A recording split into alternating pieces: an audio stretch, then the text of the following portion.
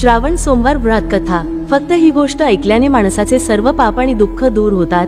चला तर मग आजची कथा सुरू करूयात, पण खऱ्या भक्तीने कमेंट मध्ये नक्कीच लिहा हर हर महादेव। मित्रांनो, एकेकाळी देवऋषी नारद भगवान शिवांना म्हणाले होते, हे भगवान, हे प्रभू, या जगाचे तुम्हीच सुरुवात आणि शेवट आहात, तुम्हीच जीवन आहात तर तुम्हीच मृत्यू आहात। पण आज माझ्या मनात हा प्रश्न आला आहे की श्रावण महिन्यात अनेक महिला सोमवारचे व्रत पाळतात, म्हणून मला जाणून घ्यायचे आहे की या पवित्र दिवशी कोणती कथा ऐकून कोणत्याही महिलेला विधवा होण्याची भीती कधीच वाटत नाही आणि त्यामुळे लोकांच्या सर्व इच्छा पूर्ण होतात। मग भगवान शिव म्हणतात, हे देवर्षी नारद, तुम्ही खूप सुंदर प्रश्न विचारला आहे, मी तुम्हाला त्याबद्दल सविस्तर सांगेन। सौभाग्य मिळविण्यासाठी महिलांनी श्रावण सोमवारचा उपवास करावा, यामुळे त्यांच्या सर्व इच्छा पूर्ण होतात आणि त्यांना भाग्यवान स्त्री होण्याचे वरदान मिळते। आता मी तुम्हाला यासंबंधी एक पवित्र कथा सांगेन। हे नारद, तुम्ही ती काळजीपूर्वक ऐका आणि संपूर्ण मानवजातीत पसरवा। मग नारद मुनी म्हणतात, हे प्रभू, हे माझे मोठे भाग्य आहे की आज मी ही कथा ऐकणार आहे, मी ती संपूर्ण जगात नक्कीच पसरवीन।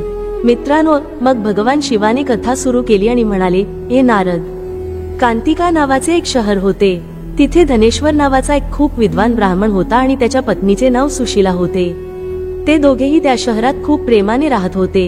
त्यांच्या घरात धन आणि अन्नाची कमतरता नव्हती, पण त्यांना एक मोठे दुःख होते की त्यांना मूल बाळ नव्हती। या दुःखामुळे ते खूप दुःखी होत होते आणि ते मनातल्या मनात त्यांच्या नशिबाला दोष देत राहिले, पण देवावर त्यांची खूप निष्ठा होती। ते माझे खूप मोठे भक्त होते। मग असेच बरेच दिवस गेल्यानंतर त्यांना मुलं बाळा झालं नाही, परंतु ते माझी पूजा आराधना करतच राहिले। मग एके दिवशी एक महान तपस्वी योगी त्या गावात आला। तो योगी त्या ब्राह्मणाच्या घराशिवाय सर्व घरातून भिक्षा घेत असे आणि अन्न खात असे, पण तो सुशीलाकडून भिक्षा घेत नसे आणि त्याने कधीच भिक्षा घेतली सुद्धा नाही। मग एकदा जेव्हा तो दुसऱ्या घरातून भिक्षा घेऊन गावच्या गंगेच्या काठावर गेला आणि प्रेमाने भिक्षा खात होता, तेव्हा धनेश्वरने योगींना पाहिले आणि त्यांच्या भिक्षेच्या अनादराने दुःखी होऊन योगींना म्हटले, साधू महाराज, तुम्ही सर्व घरातून भिक्षा घेता, पण माझ्या घरातून कधीही भिक्षा का घेत नाहीत? याचे कारण काय आहे? तेव्हा तो मग योगी म्हणातो की, हे ब्राह्मण, मी निपुत्रिक निसंतान व्यक्तीच्या घरातून भिक्षा घेत नाही। ही भीक नालायक व्यक्तीच्या अन्नासारखी असते आणि जो पडलेले किंवा फेकलेले अन्न खातो तो देखील शूद्र होतो। कारण तुम्ही निपुत्रिक आहात, म्हणूनच शूद्र होण्याच्या भीतीमुळे मी तुमच्या घरातून भिक्षा घेत नाही। हे ऐकून धनेश्वर खूप दुःखी झाला आणि हात जोडून योगींच्या पाया पडला आणि करुणेने म्हणाला, हे साधू महाराज, जर असं असेल तर मला पुत्रप्राप्तीचा काही मार्ग सांगा। तुम्ही सर्वज्ञ आहात, कृपया माझ्यावर ही कृपा करा। माझ्या घरात धनाची कमतरता नाही, पण पुत्र नसल्यामुळे मी खूप दुःखी आहे। माझे हे दुःख दूर करा, तुम्ही समर्थ आहात, कृपा करून मला या पापांपासून मुक्त करा। असे शब्द ऐकून साधू म्हणाला, हे ब्राह्मण, तुम्ही चंडिका देवीची पूजा करा, तुम्हाला नक्कीच यश मिळेल। मग घरी येऊन त्याने आपल्या पत्नीला संपूर्ण कहाणी सांगितली आणि त्यानंतर तो देवीची तपश्चर्येसाठी स्वतः वनात गेला। वनात जाऊन त्याने मंदिरात चंडिका देवीची पूजा केली आणि उपवासही केला। मग अचानक 16व्या दिवशी चंडिका देवीने त्याला स्वप्नात दर्शन दिले आणि म्हणाली, हे धनेश्वर, तुम्हाला पुत्र होईल, पण तो 16 वर्षांचा झाल्यावरच मरेल। जर तुम्ही दोघेही पती पत्नी नियमानुसार श्रावण सोमवारचे व्रत केले तर त्याला दीर्घायुष्य मिळू शकते। शक्य तितके पीठाचे दिवे लावा, भगवान शिवाची पूजा करा आणि सोमवारचे व्रत करा। चंडिका देवी असेही म्हणते की सकाळी तुम्हाला या जागेजवळ एक आंब्याचे झाड दिसेल, त्यावर चढा, एक फळ तोडून घ्या आणि लवकर घरी परत जा आणि तुमच्या पत्नीला संपूर्ण गोष्ट सांगा। भगवान शंकराचे ध्यान करून जेव्हा ती ते फळ खाईल तेव्हा भगवान शंकरांच्या कृपेने ती गर्भवती होईल। मित्रांनो, मग दुसऱ्या दिवशी सकाळी तो ब्राह्मण उठला तेव्हा त्याला त्याच जागेजवळ एक आंब्याचे झाड दिसले, ज्यावर फक्त एकच आंब्याचे फळ उगवत होते। त्या ब्राह्मणाने त्या आंब्याच्या झाडावर चढून ते फळ तोडण्याचा प्रयत्न केला, परंतु अनेक वेळा प्रयत्न करूनही तो झाडावर चढू शकला नाही। मग तो ब्राह्मण खूप काळजीत पडला आणि त्याने विघ्नांचा नाश करणाऱ्या श्री गणेशजींना प्रार्थना करायला सुरुवात केली आणि म्हणाला, हे दयाळू लंबोदर, तू जो तुझ्या भक्तांचे विघ्न दूर करतोस, त्यांचे शुभ कार्य करतोस, दुष्टांचा नाश करतोस, धन आणि समृद्धी देतोस, माझ्यावर ही दया कर आणि मला इतकी शक्ती दे की मी माझी इच्छा पूर्ण करू शकेन। मला युक्ती आणि शक्ती द्या, जेणेकरून मी या झाडाचे फळ तोडू शकेन। अशा प्रकारे गणेशजींना प्रार्थना केल्यावर त्यांच्या कृपेने धनेश्वर झाडावर चढला आणि त्याला एक अतिशय सुंदर आंब्याचे फळ दिसले। त्याला वाटले की हे वरदान म्हणून मिळालेले फळ आहे आणि दुसरे कोणतेही फळ दिसत नाही। धनेश्वर ब्राह्मणाने ते फळ पटकन तोडले, घरी परतले आणि ते आपल्या पत्नीला दिले आणि नंतर त्याच्या पत्नीने तिच्या पतीच्या सूचनेनुसार ते फळ खाल्ले. मित्रांनो, आता काळाप्रमाणे भगवान शिवाच्या आशीर्वादाने ब्राह्मण धनेश्वरची पत्नी ते फळ खाऊन गर्भवती झाली. देवी मातेच्या असीम कृपेने तिला एक अतिशय सुंदर मुलगा झाला, ज्याचे नाव तिने देवीदास ठेवले. पालकांच्या आनंद आता गणनभरारी घेत होता. सुख आणि दुःखाने ते मूल शुक्ल पक्षाच्या चंद्रासारखे वाढू लागले आणि तो काही वेळातच तो मुलगा तारुण्यात पोहोचला. माता भवानीच्या कृपेने तो मुलगा खूप देखणा, सुस्वभावी आणि अभ्यासात खूप हुशार झाला. माता चंडिका देवीच्या आज्ञेनुसार त्याच्या पालकांनी त्यांचा मुलगा दीर्घायुषी व्हावा म्हणून 16 सोमवार उपवास करण्यास सुरुवात केली. आणि मग 16व्या वर्षी येताच देवीदासच्या पालकांना खूप काळजी वाटली की या वर्षी त्यांचा मुलगा मरण पावेल. म्हणून त्यांनी मनात विचार केला की जर त्यांच्या डोळ्यासमोर हा अपघात झाला तर ते कसे सहन करतील, ते सुद्धा मरतील. असा विचार करत एके दिवशी धनेश्वर आणि त्याची पत्नी आपापसात चर्चा करू लागले. आणि मग त्यांनी देवीदासच्या मामाला बोलावून सांगितले की आम्हाला वाटते की देवीदासने काशीला जाऊन 1 वर्ष शिक्षण घ्यावे आणि आम्हाला त्याला एकटेही सोडायचे नाही, म्हणून तुम्ही त्याच्यासोबत जा आणि 1 वर्षानंतर त्याला परत घेऊन या. त्यानंतर त्यांनी त्याला सर्व आवश्यक गोष्टी आणि भरपूर पैसे दिले आणि वाटेत दानधर्म करण्याची व्यवस्था केली. त्याच्या पालकांनी देवीदासला घोड्यावर बसवले आणि त्याच्या मामाला त्याच्यासोबत काशीला पाठवले. त्यानंतर धनेश्वरने त्याच्या पत्नीसह आपल्या मुलाच्या कल्याणासाठी प्रार्थना केली आणि त्याच्या दीर्घायुष्यासाठी देवी दुर्गेची पूजा करण्यास सुरुवात केली आणि 16 सोमवार आणि श्रावण सोमवार उपवास करण्यास सुरुवात केली. अशा प्रकारे त्यांनी सर्व श्रावण सोमवारचे उपवास पूर्ण केले. काही काळानंतर एके दिवशी मामा भासा दोघेही रात्रीच्या वेळी एका शहरात विश्रांतीसाठी थांबले होते. त्या दिवशी त्या गावात एका ब्राह्मणाच्या अतिशय सुंदर आणि प्रतिभावान मुलीचा विवाह होणार होता. तिचे नाव सुकन्या होते. ती देखील भगवान शिवाची एकनिष्ठ भक्त होती. योग्य वर मिळवण्यासाठी तिनेही 16 सोमवार उपवासही केला होता. आता ज्या धर्मशाळेत वर आणि त्याची लग्नाची मिरवणूक वरात होती, त्याच धर्मशाळेत देवीदास आणि त्याचे मामा देखील राहत होते. योगायोगाने वधू वरांचे हळदी आणि इतर लग्नापूर्वीचे विधी पूर्ण झाले होते, परंतु लग्नाच्या वेळी वराला धनुर्वाताचा आजार झाला. त्यामुळे पीडित वराशी लग्न करणे योग्य नव्हते. यामुळे वराच्या वडिलांनी त्यांच्या कुटुंबातील सदस्यांशी सल्लामसलत केल्यानंतर निर्णय घेतला की हा देवीदास माझ्या मुलाइतकाच सुंदर आहे. आता मी त्याचे लग्न करेन आणि नंतर लग्नाचे इतर विधी माझ्या मुलासोबत केले जातील. असा विचार करून तो देवीदासच्या मामाकडे गेला आणि म्हणाला, तुमच्या भाच्याला आम्हाला काही काळ द्या, जेणेकरून लग्नाचे सर्व शुभकार्य सुरळीत पार पडतील. यासाठी मी तुम्हाला इच्छित रक्कम देईन आणि कृपया दयाळू व्हा आणि माझ्यावर एक उपकार करा.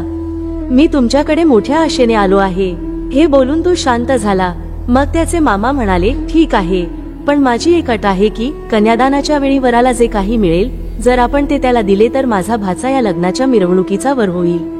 वराच्या वडिलांनी हे मान्य केले आणि त्यांनी आपल्या भाच्याला वर बनण्यासाठी पाठवले आणि रात्री त्याच्यासोबत लग्नाचे सर्व कार्यक्रम पूर्ण झाले. पण जेव्हा वर आणि वधू त्याच्या खोलीत जेवायला बसले, तेव्हा देवीदास त्या अज्ञात महिलेसोबत, म्हणजेच त्याची पत्नी बनलेल्या महिलेसोबत जेवू शकला नाही. आणि तो मनात विचार करू लागला की मला माहित नाही की ती कशी स्त्री असेल. तो एकांतात या विचारात हरवून गेला आणि त्याच्या डोळ्यात अश्रू आले. मग वधूने विचारले की काय झाले आहे, तुम्ही इतके दुःखी आणि उदासीन का आहेस? मग त्याने तिला वराच्या वडिलांशी आणि त्याच्या मामाशी झालेल्या सर्व गोष्टी सांगितल्या. मग मुलगी म्हणाली, हे ब्रह्मविवाहाच्या विरोधात कसे असू शकते? मी तुम्हाला देवासमोर, ब्राह्मण आणि अग्नीसमोर माझा पती बनवले आहे, म्हणून तुम्हीच आता माझे पती आहात. मी नेहमीच तुमची पत्नी असेन. मी मृत्यू स्वीकारेन, पण दुसऱ्या कोणालाही नाही. मग देवीदास म्हणाला, माझे वय खूप कमी आहे म्हणून असे करू नकोस. माझ्या मृत्यूनंतर तुझे काय होईल या गोष्टीचा नीट विचार कर. पण ती एक दृढ विचारांची स्त्री होती. ती म्हणाली की तुम्हाला जे काही होईल तेच माझेही भाग्य असेल. हे स्वामी, तुम्ही उठा आणि आता जेवून घ्या. तुम्हाला ही भूक लागली असेल. यानंतर देवीदास आणि त्याची पत्नी दोघेही जेवण केले आणि उर्वरित रात्र ते दोघेही एकत्र झोपले. सकाळी देवीदासने आपल्या पत्नीला 3 रत्नांनी जडलेली अंगठी, एक रुमाल दिला आणि म्हणाला, हे प्रिये, हे घे आणि ते चिन्ह म्हणून घे आणि शांत हो. माझ्या मृत्यू आणि जीवनाबद्दल जाणून घेण्यासाठी एक फुलांची बाग बनव.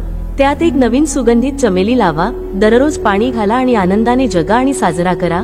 मी ज्या दिवशी आणि ज्या दिवशी मरेन, ती फुले सुकतील आणि जेव्हा ती पुन्हा हिरवी होतील, तेव्हा मी जिवंत आहे हे समजून घ्या.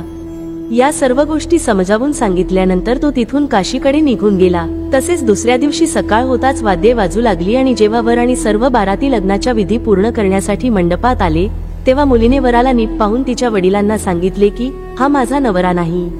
माझा नवरा तोच व्यक्ती आहे ज्याच्याशी मी लग्न केले होते. मी याच्याशी लग्न केलेले नाही. जर हा तोच असेल तर मला सांगा की मी त्याला काय दिले होते. मधुपर्क आणि कन्यादानाच्या वेळी मी त्याला दिलेले दागिने मला दाखवा आणि रात्री मी त्याला सांगितलेल्या सर्व गुप्त गोष्टी मला सांगा. वडिलांनी वराला तिच्या इच्छेनुसार बोलावले. हे सर्व ऐकून मुलीने सांगितले की त्याला काहीही माहीत नाही. यानंतर तो लज्जेने ते ठिकाण सोडून गेला आणि संपूर्ण लग्न समारंभही अपमानित होऊन परतला. भगवान शिव म्हणाले, हे नारद, अशा प्रकारे देवीदास शिक्षण घेण्यासाठी काशीला गेले. काही वेळ गेला तेव्हा कालाच्या प्रेरणेने रात्री एक साप त्याला चावायला आला.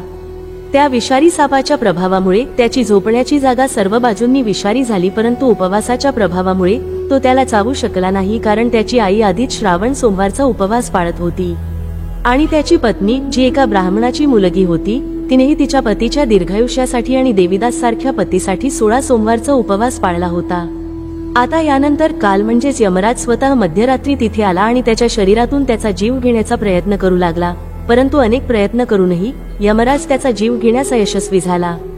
जेव्हा देवीदास पृथ्वीवर बेशुद्ध पडला तेव्हा देवाच्या कृपेने भगवान शंकर पार्वतीजींसह त्याच क्षणी तिथे पोहोचले.